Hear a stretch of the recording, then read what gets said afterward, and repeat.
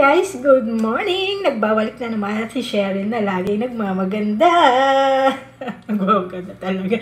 So, for today's video guys, samahan niyo ako. Maggagawa tayo ng adobo for our lunch. Kasi kahapon guys, is nag-request ang aking asawa ng gusto niya ng chicken adobong galing kay Sherin. Adobong laging nagmamatamis.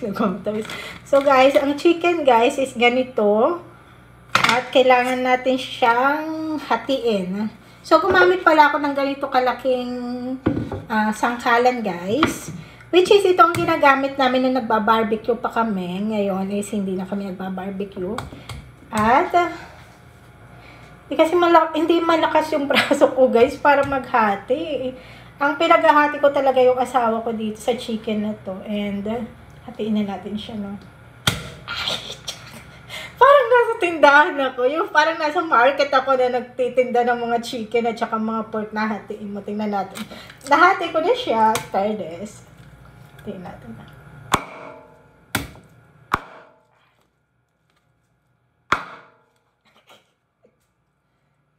Kaso malaki pa siya, oh. Tingnan natin.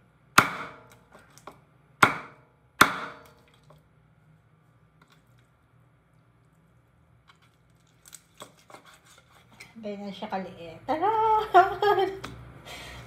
Parang sobrang liit na kaligayahan ng buhay ko. Ay. Kaso hindi ako malakas maghiwa.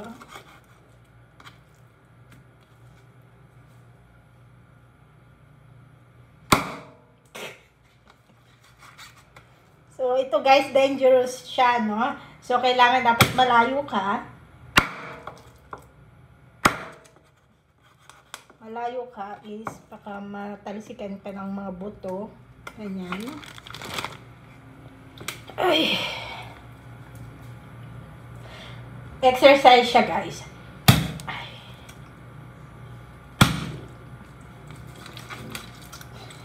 Ang hirap niya i-furnace, no?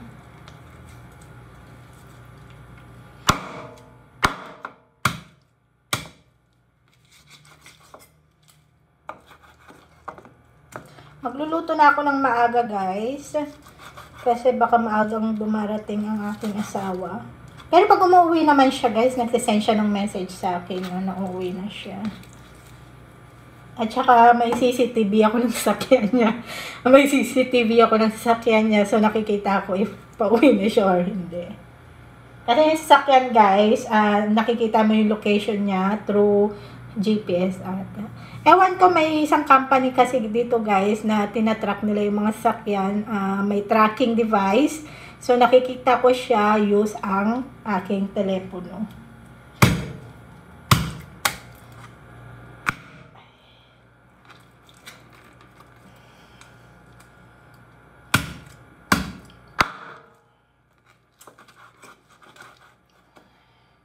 Kasi sa adobo, maliit talaga yung chicken. Ganito naman. Kailangan ko pulitan. Pero masarap to pag ganito. Hatiin ko na lang siya ng ganyan para maluto yung ano niya. Yan. So, yan. Ganyan. So, hindi ko nahatiin tong isa, guys. So, lang siya hatiin. Tama na ito. Tsaka dalawa lang naman kaming kakain. So, hindi na namin kailangan ng marami. So, ilan? 1, 2, 3. Pinibilang ko. Alam mo, natatandaan ko guys, nung mga bata-bata pa kami, yung mga pagkakain kami ng karne is bilang pa yung karning kakainin namin. For example, dalawa sa akin, dalawa kay Cheke, dalawa kay Russell, mga ganun. Yung mga buhay ng kabataan natin before. Pero ngayon, nakakakain ka na ng karne, kahit everyday ka pang kumain ng karne, walang problema.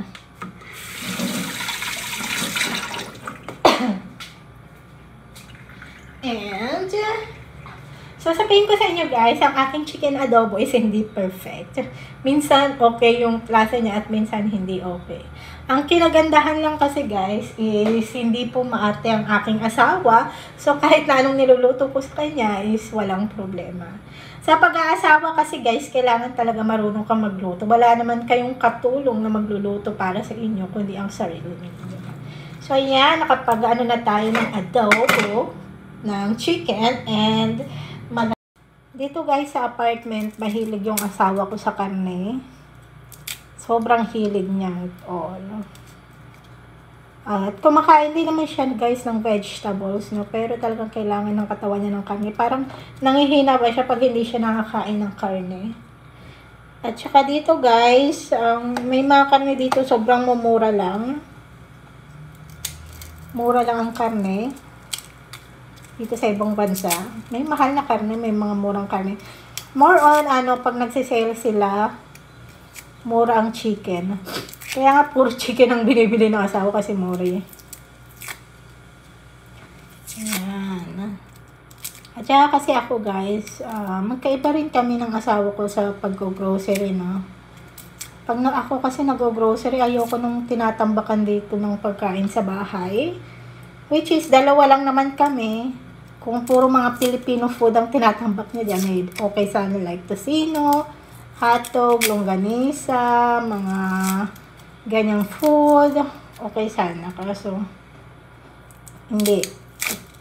Food talaga nila. Dito kasi sa lugar nila guys, walang Filipino grocery store. Yes, walang Filipino grocery store na hindi katulad sa ibang bansa is, sa ibang lugar is meron, no? Like in Dubai guys, sa Dubai talaga, ang groceries nila dyan is mixed with Asian food. Ang kaso guys, sabihin ko sa inyo, yung mga Filipino food, tsaka mga Filipino cosmetics product, yung mga pampaganda, ang mahal sa ibang bansa. Doble ang presyo. Mura sa Pilipinas, dumoble na ang presyo pag itinransfer sa ibang bansa. So, yan. So, minsan kasi guys, walang choice yung mga Pilipina. I-take na lang nila kasi talagang walang nagtitinda dito ng mga Philippine product. Sa may San Paulo guys, is may restaurant doon, Filipino restaurant. Which is mahal yung mga Philippine product nila doon, ng 80, mga ganon. Pero pag sa Pilipinas, sobrang mura lang. Kasi pag tinatransfer na kasi dito, mahal na. Tsaka mahal yung delivery charge. Yung ipapackage pa sa'yo, ipapadala pa sa'yo sa ibang bansa. Kaya dumodoble na yung presyo dito. Pag nasa, pag ibinigay na dito sa ibang bansa. Kaya ganun, no? Tsaka guys, sabihin ko sa inyo, no? Alam nyo nang magkwento kung tao, no? Dito kasi sa ibang bansa, guys, is parang Pilipinas din, no? Lahat ng tao dito nagtatrabaho. Kailangan, sa Pilipinas din naman, kailangan nyo rin magtrabaho para mag-gain ng pera, di ba? Dito rin sa ibang bansa, guys, kailangan mo rin magtrabaho. Kasi, may mga taxes ka na binabayaran dito. Hindi ko alam sa Pilipinas kung may tax kayo sa mga properties na binabayaran ninyo, no? Kasi doon sa Isabela, yung bahay nila nanay doon, hindi naman sila nagbabayad ng tax. So, dito kasi guys, every year may tax kang binabayaran. Lalong-lalo na kung may property ka. Pero kung nagre-renta ka lang, siguro yung owner na ang nagbabayad ng tax. Or kayo na ang sasagot nun. Kasi dito, the more na malaki yung bahay mo, malaki din yung tax na binabayaran mo. Kasi guys, yung asawa ko may malaking bahay siya. Ang laki ng tax na binabayaran niya every year. Talagang hindi mo carry.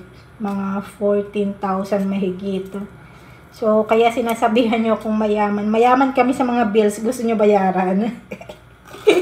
Gusto nyo bayaran yung bills namin, guys? Para naman makaluwag-luwag kami sa mga bayarin namin, no? Dito kasi sa ibang bansa, may mga bansa talaga na mahal ang mga cost of living, no? Lalo na kung nagre-renta lang kayo, mahal ang renta talaga 100%. Kasi guys, dito sa ibang bansa, maraming mga Pilipina rito na magkakasama sa isang bahay para mabawasan yung mahal ng renta ba, para may kasama kayo. Ayan ang buhay ng mga Pilipina, no? Kasi kung hindi nyo kaya yung renta, kailangan ninyo ng kasama sa bahay para magbayad ng electric, water, mga ganon. So, ayan guys, nahiwa na natin ang dapat hiwain. Ganito po ang itsura niya. Taran! Kasama na lahat. Ito yung gagamitin kong panghiwa. Tatapos niyan is kuha tayo ng basahan para sa kamay ko. Kasi gusto kong tuyo ang aking kamay. And kukuha na tayo ng ito, pan.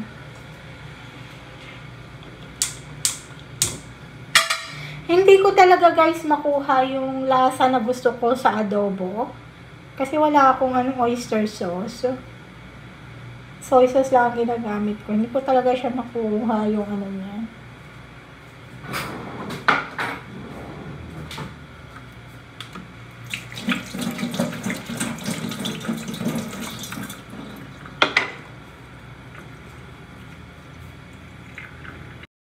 So, ayan guys. I think mainit na yung pan.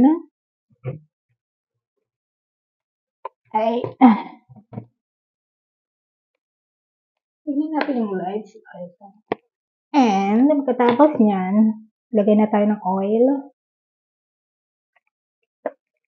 Hindi ako masyadong guys, nag-iilaw dito sa may kusina kasi nakikita ako sa kabilang building. Wala kaming kurtinang pantakip doon. So, pag nagluluto ako, nakikita nila ako. Yan ang. Tapos yan guys, lahat na ng mga sibuyas, bawang at saka luya, pinagsasama-sama ko na. Para isahang sunugan na lang. Sunugan. Isahang luto na lang siya. Kita niyo ba? Hindi na nakikita yung aking niluluto. So, hindi po ako expert, okay? Hindi ako expert sa cookingan. So, ayan guys, igigisa nyo lang yung sibuyas.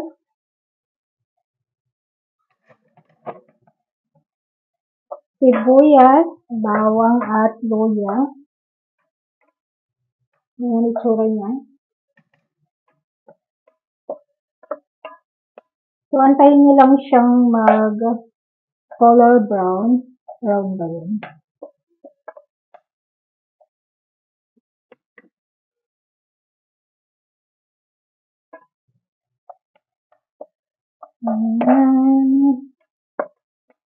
I think pwede na siya. Tapos ilalagay nyo na ang chicken.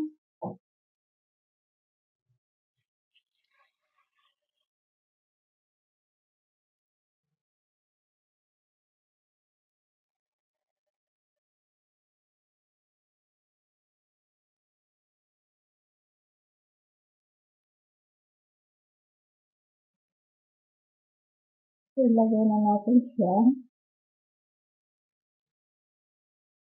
May mga nakita ako guys na sinafried nila yung chicken. Sinafried nila. Sa akin hindi ko na siya ipa-fried. Lalagyan ko na lang siya ng tubig.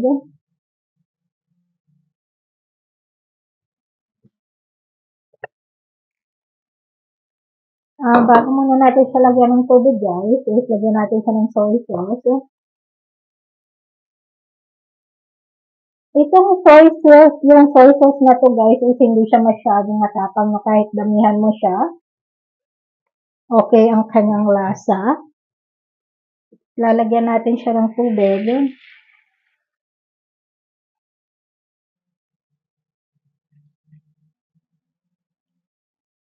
Kasi ayoko ng masyadong dry. Kailangan ko lagyan pa lang ng tubig. Kasi lalapot siya mamaya. Maglalagay pa ako ng mga At naglalagay rin pala ako guys ng cubes. Naglalagay rin pala ako nito guys at chicken cubes, karne. Ini-slice ko siya into small pieces guys, ganyan. Kasi ilalagay natin siya in different side. Okay. And lagyan natin siya ng salt. Alam ko salty na tong cubes, pero lagyan pa rin natin siya. At mahilig ako sa spicy, guys. So, lagyan natin siya ng ganitong klaseng spicy. Pero onti lang siya kasi maglalagay pa ako ng asukal dyan para mag-mix yung lasa nila.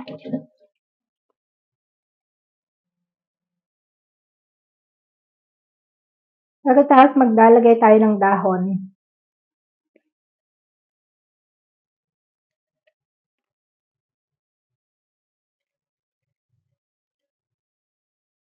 Lagay natin dito.